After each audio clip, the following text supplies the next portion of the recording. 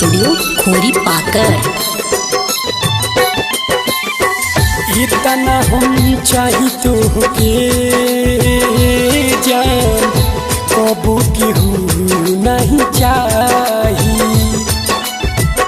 इतना हम चाही तो के जान कबू केहू नहीं चाही।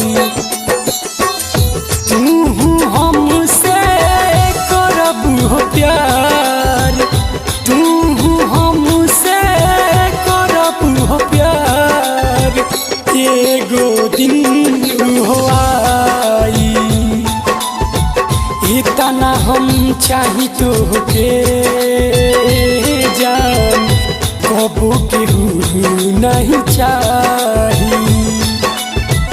इतना हम चाही तो के रे पगली रे कबू केहू नहीं चाही।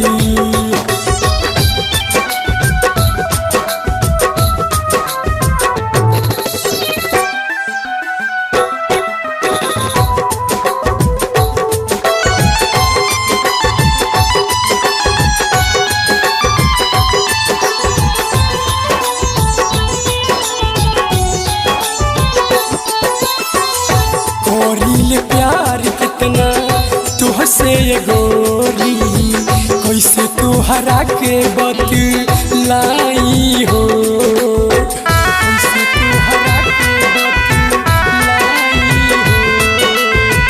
रही रही दिलावा के बढ़ला बेचैनी, जब तोहे देख नहीं पाई हो।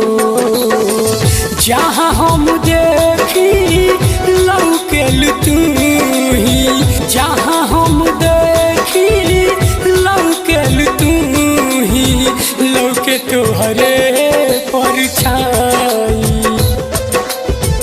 इतना हम चाही तो के जान कबू केहू नहीं चाही।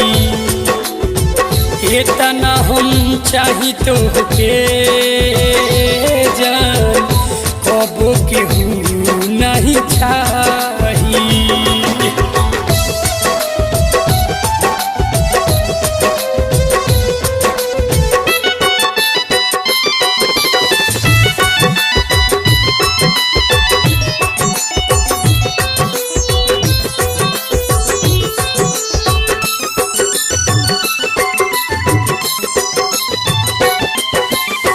दिलवा की बात कैसे कहीं हमको से, धड़कन तेज बढ़ जाला हो, धड़कन तेज बढ़ जाला हो।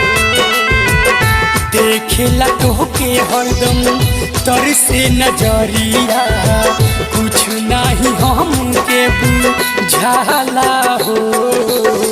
ठाकुर अविनाश अंकुश सुकेश कहे, ठाकुर अविनाश अंकुश सुकेश कहे, तुहरा बिना जियल नहीं जाई।